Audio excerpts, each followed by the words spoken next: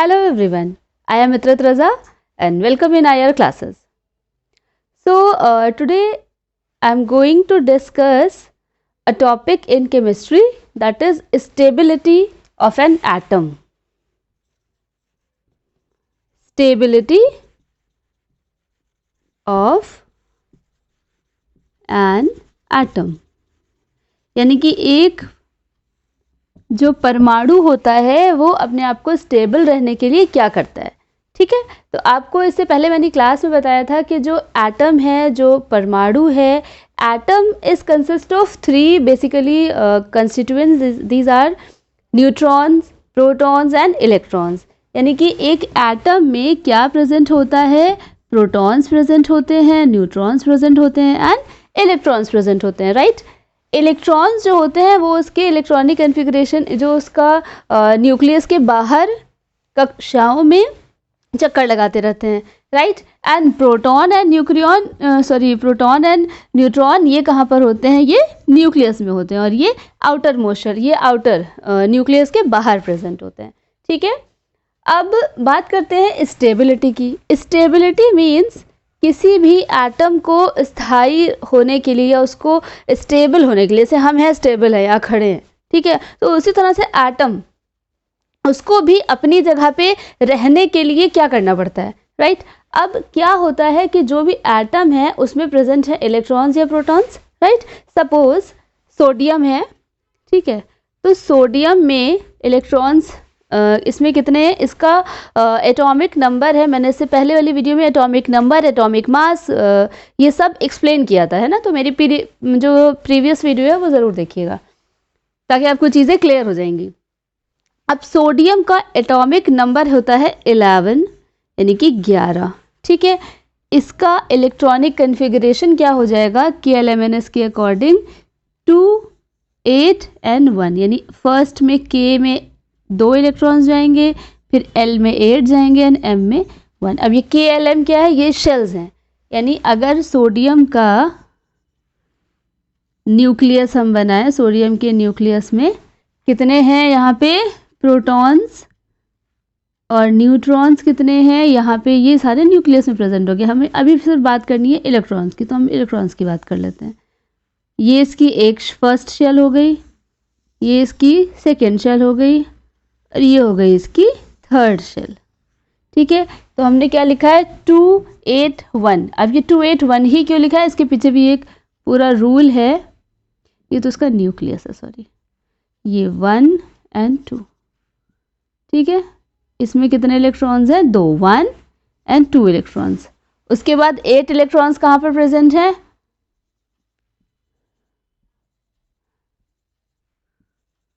6, 7 and 8 electrons कहाँ present हैं? Second shell में.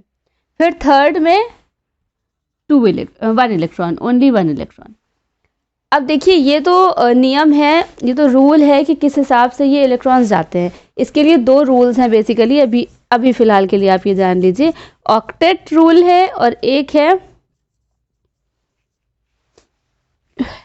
डुप्लेट कह दें, या मतलब 2, या तो बेसिकली जनरली जो रूल है वो ऑक्टेट रूल है, डुप्लेट नहीं है. ऑक्टेट रूल ज़्यादा कॉमन है. डुप्लेट तो सिर्फ हाइड्रोजन के केस के लिए, डुप्लेट सिर्फ और सिर्फ हाइड्रोजन के लिए है, क्योंकि इसके आउटर मोस्ट शेल में, यानी इसमें सिर्फ एक ही इलेक्ट्रॉन प्रेजेंट है. तो अब एक इलेक्ट्रॉन प्रेजेंट है तो अब ये हाइड्रोजन का न्यूक्लियस हो गया, ये इसकी शेल हो गई. इसकी शेल में एक ही इलेक्ट्रॉन ऐसे ही घूम रहा है ना, रिवॉल्व कर रहा है, चक्कर लगा रहा है. अब ये इसको 8 इलेक्ट्रॉन्स तो कोई भी नहीं दे रहे, 7 इलेक्ट्रॉन्स देके इसका ऑक्टेट तो कोई नहीं कंप्लीट करेगा. हाँ, इनर मोस्ट शेल जो सबसे अंदर वाली शेल है उसमें मैक्सिमम 2 इलेक्ट्रॉन्स रह सकते हैं और इसके पास सिर्फ एक ही इलेक्ट्रॉन है. इसकी इनर मोस्ट शेल कह ले, या एक ही शेल है भाई बेचारे के पास, तो अब इसमें तो एक ही इलेक्ट्रॉन है. इसको बेसिकली कोई एक इलेक्ट्रॉन और साथ में शेयरिंग कर सकता है और ये एक और इलेक्ट्रॉन की शेयरिंग करके ये अपना डुप्लेट कंप्लीट कर लेते हैं. यानी एक के साथ ये स्टेबल नहीं है, ये 2 इलेक्ट्रॉन्स के साथ स्टेबल हो जाता है और ये किसी और दूसरे एटम के साथ शेयरिंग करके अपने आप को स्टेबल कर लेता है. ठीक है, तो स्टेबिलिटी की बात हो रही थी. स्टेबल वो होता है जिसका ऑक्टेट कंप्लीट होता है ऑक्टेट रूल के अकॉर्डिंग, या वो अपने आप को इनर मोस्ट इनर्ट शेल, वो अपने आप को इनर्ट गैस की तरह अपने आप को शो करता है। यानी इनर्ट गैसेस होती हैं, आपका पूरा एक पीरियोडिक टेबल है ना, केमिस्ट्री में आप लोग हमेशा पढ़ते हैं। तो उस पीरियोडिक टेबल में जो भी इनर्ट गैसेस हैं, यानी कि उनका कॉन्फ़िगरेशन कंप्लीट है, उनकी जो शेल्स हैं, उनके लास्ट शेल में जितने भी इलेक्ट्रॉन्स हैं वो उनकी शेल पूरी भरी हुई है ना, फुल्ली फिल्ड इलेक्ट्रॉन्स उसमें प्रेजेंट है, तो वो सबसे ज़्यादा स्टेबल है। और जितने भी बाकी एटम्स हैं वो उन्हीं के जैसे होना चाहते हैं, वो अपने आप को इनर्ट गैस की तरह ही रखना चाहते हैं ताकि वो स्टेबल हो सके, क्योंकि वो मोस्ट स्टेबल है, सबसे ज़्यादा स्टेबल है। ठीक, तो अब ये क्या करेगा, 2 और 8 है और 1 है। अब ये इस 1 इलेक्ट्रॉन को अगर हटा देगा, रिमूव कर देगा, यहाँ से लॉस कर देगा, दे देगा किसी को, तो इसके पास सिर्फ 2 और 8 रह जाएंगे। अब ये 8, ये 2 और 8 वाला जो कन्फिगरेशन है ये बहुत ज़्यादा स्टेबल है। ठीक है, ये नियॉन का कन्फिगरेशन है, ये बहुत ज़्यादा स्टेबल है, और इसको स्टेबल होने के लिए सोडियम को एक इलेक्ट्रॉन्स को त्यागना पड़ता है, एक इलेक्ट्रॉन को डोनेट करना पड़ता है। ठीक है, तो ये चीज़ है एटम की किसी भी स्टेबिलिटी के लिए कि वो अपने आप को इनर्ट गैस की तरह कर लेता है। यानी वो अपने, अगर आउटर मोस्ट शेल में 8 यानी ऑक्टेट रूल फॉलो नहीं हो रहा है, तो वो अपने आप को ऑक्टेट रूल के अकॉर्डिंग कंप्लीट कर लेता है अपने आउटर मोस्ट शेल के इलेक्ट्रॉन्स को, या तो देकर या लेकर, या तो वो इलेक्ट्रॉन्स को दे देगा बाय लॉसिंग और गेनिंग और शेयरिंग। 3 तरीके हो सकते हैं अपने आप को स्टेबल करने के किसी भी एटम के, या तो वो अपने इलेक्ट्रॉन्स को 1, 2, 3 अगर सपोज है तो वो इलेक्ट्रॉन्स को दे देता है, डोनेट कर देता है, लॉस कर देता है इलेक्ट्रॉन्स का। गेन करने के केस में कब हो जाएगा, जब आउटर मोस्ट शेल का कन्फिग्रेशन सपोज 2 है, 8 है, 6 है ना, या 2 है, 6 है, तो अब ये 6 है, इसको 2 इलेक्ट्रॉन्स कोई दे देगा, ये 6 है, इसको कोई 2 इलेक्ट्रॉन्स दे देगा, तो ये गेन कर लेगा। शेयरिंग भी किसी केस में, जैसे इस केस में यहाँ पे कि एक इलेक्ट्रॉन यहाँ पर है, एक सामने भी कोई इलेक्ट्रॉन आ जाएगा, वो इसके साथ में शेयरिंग कर लेगा। यानी सपोज इलेक्ट्रॉन है 2 है, 7 है, तो अब ये एक इलेक्ट्रॉन हो सकता है किसी और से शेयर कर ले, और शेयरिंग के साथ में अपना ऑक्टेट को कंप्लीट कर ले। तो 2 जो रूल्स हैं, ऑक्टेट और डुप्लीकेट, यानी इलेक्ट्रॉन के जो आउटर मोस्ट शेल है, it must have the 8 electron, it must have 8 electrons in it outermost shell. और डुप्लीकेट रूल में क्या है, it must have the 2 electrons in its outermost shell.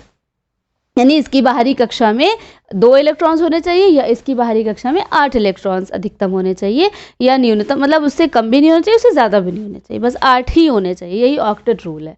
ठीक, तो इसीलिए जो एटम्स होते हैं वो अपने आप को स्टेबल करने के लिए या तो इलेक्ट्रॉन्स को लॉस कर देते हैं, या इलेक्ट्रॉन्स को गेन कर लेते हैं, या उनकी शेयरिंग कर लेते हैं। अब इसको समझिए एग्जाम्पल से। सोडियम है, सोडियम के आउटर मोस्ट शेल में इलेक्ट्रॉन्स कितने हैं, 11 हैं। हाँ भाई, एकदम सही कहा, इसके इलेक्ट्रॉन्स कितने हैं, 11 हैं, इसी की तो बात हो रही थी ना। अब इसने एक इलेक्ट्रॉन को दे दिया, यानी देखिए क्या हो गया, सोडियम ने एक इलेक्ट्रॉन माइनस कर दिया, 1 इलेक्ट्रॉन माइनस हो गया, एक इलेक्ट्रॉन यहाँ से हट गया, तो अब ये सोडियम जो है उसके पास एक पॉजिटिव चार्ज आ गया। देखिए, ये ध्यान रखिएगा एकदम इस बात को। अगर इलेक्ट्रॉन, देखिए इलेक्ट्रॉन क्या होते हैं, नेगेटिव होते हैं, है ना, किसी के पास से नेगेटिव चला गया तो वो खुद हो जाएगा पॉजिटिव, ऐसे याद रख लीजिए, है ना। कोई बहुत ज़्यादा नेगेटिव है, बहुत नेगेटिव है, उसकी नेगेटिविटी को हमने हटा दिया, अब उसकी नेगेटिविटी को हटा दिया तो अब वो खुद क्या हो गया, वो खुद हो गया पॉजिटिव, है ना। तो यही चीज़ यहाँ पे याद कर लीजिए आप, एकदम आराम से आपको याद हो जाएगी ये कहानी कि सोडियम है, सपोज कोई भी XYZ ABC कोई भी एलिमेंट, कोई भी एटम है, ये एटम था, इसने एक इलेक्ट्रॉन को दे दिया, डोनेट कर दिया, गेन कर दिया, दे दिया अपनी नेगेटिविटी को। एक इलेक्ट्रॉन देने के बाद वो खुद क्या हो गया, वो खुद हो गया पॉजिटिव। ठीक है, तो अब ये हो गया है सोडियम प्लस, या कोई भी एक एटम था वो A+ हो गया। ठीक, सिंपल सी बात है। अब सपोज कोई दूसरा एटम होगा, वो क्या करेगा, वो नेगेटिव को ले लेगा, जो खुद नेगेटिव ले लेगा वो हो जाएगा क्या, वो हो जाएगा नेगेटिव, है ना। अब सपोज ये क्लोरीन एटम है, एक क्लोरीन एटम क्या करता है, ये इलेक्ट्रॉन को ले लेता है, ये प्लस इलेक्ट्रॉन। अब अगर एक नेगेटिव इसके पास आ जाएगा तो ये क्या हो जाएगा भाई, ये तो माइनस में चला जाएगा ना, है ना। अब कोई नेगेटिव आ रहा है, थॉट आ रहा है तो भाई हम नेगेटिव हो गए, तो भाई नेगेटिव आ गया इसके पास, नेगेटिव को हमने ऐड कर दिया तो ये खुद क्या हो गया, क्लोरीन नेगेटिव हो गया है, राइट। और अब ये सोडियम प्लस और ये क्लोरीन माइनस, ये दोनों ही मिल करके एक कंपाउंड फॉर्म कर लेंगे और ये स्टेबल हो जाएंगे। सोडियम प्लस और क्लोरीन माइनस, यानी कि ये NaCl सोडियम क्लोराइड बना लिया है इसने, और ये एक बहुत ही स्टेबल सा कंपाउंड बन जाएगा जिसको नमक भी कहते हैं, साधारण नमक, सॉल्ट। तो ये क्या हो गया, ये स्टेबल है, बहुत ज़्यादा स्टेबल, क्योंकि जब पॉजिटिव और नेगेटिव इनके बीच में एक बहुत ही स्ट्रॉन्ग फोर्स ऑफ अट्रैक्शन होता है, ये पॉजिटिव और ये नेगेटिव, ये इतना ज़्यादा स्ट्रॉन्ग इनके बीच में अट्रैक्शन होता है कि ये अट्रैक्ट होकर के कंबाइन होकर के एक मॉलिक्यूल, एक नया ही इन्होंने सॉल्ट फॉर्म कर लिया है, सोडियम क्लोराइड, ठीक है। तो खैर ये तो एक पूरी साथ में स्टेबिलिटी की बात हो गई कि स्टेबिलिटी ऑफ एन एटम, की किसी भी एटम का स्थायित्व कैसे होता है, वो इस तरह से या तो गेन करके या लॉस करके या शेयर करके इलेक्ट्रॉन्स को अपने आप को स्टेबल कर लेता है, राइट। तो अगर हम सोडियम के इलेक्ट्रॉनिक कन्फिग्रेशन की बात करें तो हो जाएगा 281, और अगर हम सोडियम प्लस की बात करें तो इसका क्या हो जाएगा 28, क्योंकि भाई एक इलेक्ट्रॉन इसमें से निकल गया। बिल्कुल भी इसके लिए एकदम कंफ्यूज मत होंगे आप लोग, बिल्कुल कंफ्यूज नहीं होंगे। इलेक्ट्रॉन चला जाएगा तो खुद वो पॉजिटिव हो जाएगा, इलेक्ट्रॉन आ जाएगा तो खुद एटम क्या हो जाएगा, वो नेगेटिव हो जाएगा।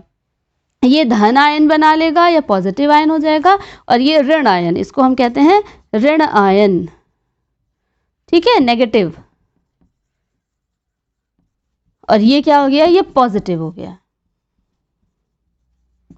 राइट। अब ये जो इलेक्ट्रॉन्स, इसका एक और स्ट्रक्चर बता देते हैं, या सपोज इसी में समझा देते हैं। ये सोडियम है और सोडियम प्लस का क्या हो जाएगा भाई, इसमें से एक इलेक्ट्रॉन हट गया, ये पूरी शैल ही हट गई, ये सोडियम प्लस का हो गया।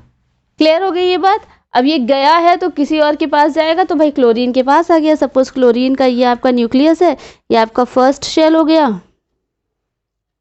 ये आपका सेकेंड हो गया। क्लोरीन में कितने मॉलिक्यूल, कितने इलेक्ट्रॉनिक इसका कन्फिग्रेशन है, क्या इसका एटॉमिक नंबर है, क्लोरीन में होते हैं 17, 17, 1 2 हो गए, 3 4 5 6 7 8 9 10, और एक और बाहरी कक्षा हो जाएगी इसकी। इसमें इसके कितने इलेक्ट्रॉन्स हो जाएंगे, 7 इलेक्ट्रॉन्स, 1 2 3 4 5 6 एंड 7। अब ये क्या है, ये है क्लोरीन, ठीक है। ये क्या है, क्लोरीन, क्लोरीन में कितना है 17। अब इसके साथ में एक सोडियम आ जाएगा, तो सोडियम सपोज यहाँ पे उसका इलेक्ट्रॉन आ रहा है, ये एंटर कर रहा है, तो फिर वो हो जाएगा सोडियम क्लोराइड का पूरा जो बन जाएगा सॉल्ट, वो सोडियम क्लोराइड का सॉल्ट हो जाएगा, उसका भी स्ट्रक्चर इसी तरह से बन जाएगा। तो आई होप आपको इतना क्लियर हो गया होगा, काफ़ी हद तक ये बात आपको समझ में आ गई होगी। तो ये जो मैंने एक्सप्लेन किया है, ये है आपका बाय लॉजिंग और बाय शेयर, बाय लॉजिंग और बाय गेनिंग, यानी कि ये इलेक्ट्रोवैलेंट बॉन्डिंग के थ्रू आपको एक्सप्लेनेशन हुआ है, स्टेबिलिटी बाय इलेक्ट्रोवैलेंट बॉन्ड, ठीक है। इलेक्ट्रोवैलेंट बॉन्ड ही यही पॉजिटिव और नेगेटिव आयंस के थ्रू ही ये आपस में बॉन्डिंग करते हैं और बहुत ही स्ट्रॉन्ग बॉन्ड ये बनता है। दूसरा शेयरिंग के थ्रू भी होता है, शेयरिंग के थ्रू भी एक एग्जांपल लेके समझा देती हूँ, फिर बस ये क्लास खत्म हो जाएगी यहीं पे। देखिए आई होप इतना आपको क्लियर हो गया होगा। नहीं कुछ समझ में आता है तो आप मुझे कमेंट बॉक्स में ज़रूर लिख के बताएंगे कि आपको ये चीज़ क्लियर नहीं हुई है। आई होप मैं उसको फिर दोबारा अच्छे से और अच्छे से एक्सप्लेन कर दूँगी किसी और एग्जाम्पल के थ्रू, तो शायद वो और अच्छे से क्लियर हो जाए बात आपको। तो अब देखिए हाइड्रोजन है या क्लोरीन है, ठीक है। हाइड्रोजन और हाइड्रोजन, दो हाइड्रोजन के एटम आपस में शेयर कर देते हैं एक एक इलेक्ट्रॉन को, और शेयरिंग के बाद उनके आउटर मोस्ट शेल में, यानी शेयरिंग, सपोज मेरे पास भी 5 रुपीज़ थे, उनके पास भी 5 रुपीज़ थे, है ना। हमें ज़रूरत थी 10 रुपीज़ की, उन्हें भी 10 रुपीज़ की ज़रूरत थी, तो हमने दोनों ने 5 इलेक्ट्रॉन्स अपने आपस में क्या कर लिए, शेयर कर लिए, ठीक है। अब ये किस केस में होता है ये जान लीजिए। सपोज आउटर मोस्ट शेल में किसी के पास में 2 हैं, फिर 8 हैं, है ना। अब ये 2 और 8 और 1 है। अब ये क्या करेगा, ये एक इलेक्ट्रॉन दे देगा, दे के भाई काम खत्म करेगा अपना, इसने अपना एक इलेक्ट्रॉन दे दिया। अब अगर किसी के पास में है 2 है और 7 है, वो चाहेगा एक इलेक्ट्रॉन मिल जाए, तो भाई इसने दिया और इसने ले लिया, इनकी भी कहानी खत्म हो गई, इनकी भी कहानी खत्म हो गई। लेकिन अगर किसी के पास में 2 है, उसके पास में 8 है, 2 है और लास्ट में सपोज है 4 है ना, या सपोज कार्बन है, कार्बन के आउटर मोस्ट शेल में 4 होते हैं भाई, 2 है। अब ये 2 वाला मतलब इसको बहुत ज़्यादा इलेक्ट्रॉन्स चाहिए अपना ऑक्टेट कंप्लीट करने के लिए, या जब बहुत ज़्यादा लेना होता है या बहुत ज़्यादा देना होता है तो किसी को भी नहीं अच्छा लगता। उस केस में शेयरिंग हो जाती है, साझा हो जाता है। आपको जब ज़रूरत है आप हमसे ले लिए, हमको जब ज़रूरत है हम आपसे ले लेंगे, ठीक है। तो ये जो शेयरिंग होती है ये इसी केस में होती है। देखिए किस केस में होती है। सपोज ये हाइड्रोजन है, हाइड्रोजन के पास में है एक ही इलेक्ट्रॉन, इसके पास भी एक ही है भाई, ये दे देगा तो बिल्कुल ही खाली हो जाएगा, कुछ भी नहीं बचेगा, ये भी नहीं कर सकता, तो ये भाई एक ही ऑप्शन बचता है कि ये शेयरिंग कर ले आपस में, है ना। तो इसके पास में जो एक इलेक्ट्रॉन है ओनली 1, इसके पास भी ओनली 1, ये हो गई इसकी शेल, ये हो गया इसका न्यूक्लियस, ये हो गया इसका न्यूक्लियस, ये हो गई इसकी शेल। ठीक है भाई, अच्छे से बना लीजिएगा आप लोग डायग्राम। ये सपोज इलेक्ट्रॉन है, ये सपोज इलेक्ट्रॉन है, इसने आपस में शेयरिंग कर ली और इस तरह से हाइड्रोजन बॉन्ड का ये शेयरिंग के थ्रू बन गया, ठीक है। और इसका डुप्लेट कंप्लीट हो गया। अब अगर यही क्लोरीन होता है ना, तो क्लोरीन भी यही काम करता। क्लोरीन के आउटर मोस्ट शेल में 1, लेकिन दूसरा भी क्लोरीन ही होगा, तब ऐसा होगा। एक इलेक्ट्रॉन, एक शेल हो गई इसकी, ये दूसरी शेल हो गई और ये तीसरी शेल हो गई। 1 2 हो गए, 1 2 3 4 5 6 8 1 2 3 4 5 6 7 इधर बना देते हैं ताकि शेयरिंग आपको आसानी से दिखा सकें। फिर इधर हो गया 1 first shell, second shell and third shell. Third shell में एक ही यहाँ पे बना देते हैं 1 2 3 4 5 6 7। इसमें 1 2 3 4 5 6 7 एंड 8, इसमें 1 एंड 2। अब ये देखिए बीच में शेयरिंग हो गई और ये क्लोरीन और क्लोरीन के बीच में शेयरिंग के साथ में इलेक्ट्रॉन बन गया, यानी ये क्लोरीन मॉलिक्यूल Cl2 और ये H2 यानी कि हाइड्रोजन मॉलिक्यूल। क्लियर हो गई इतनी बात? तो ये था आपका आज का टॉपिक जो है, जो मैंने लिया है क्या, स्टेबिलिटी ऑफ एन एटम, यानी एक किसी भी एटम की स्टेबिलिटी कैसे हम समझाएंगे, क्या होती है, कैसे स्टेबल रहता है। तो आई होप आपको क्लियर हो गया होगा कि वो इलेक्ट्रॉन्स को देकर या लेकर या शेयरिंग के थ्रू अपने आप को स्टेबल कर लेते हैं। और मैंने आज आपको बताया octet rule, duplet rule. I hope clear हो गया होगा। अगर नहीं क्लियर हुआ है अभी भी, ज़रा कमेंट करके मुझे बताइएगा अगर क्लियर हो गया आपको ये बातें। और कुछ और अगर आप पूछना चाहते हैं केमिस्ट्री में तो प्लीज़ मुझे कमेंट बॉक्स में ज़रूर लिख कर बताइए। और अपना बहुत सारा ध्यान रखिए इस बीच, जब मिलते हैं अपनी नेक्स्ट वीडियो में। Till then bye bye.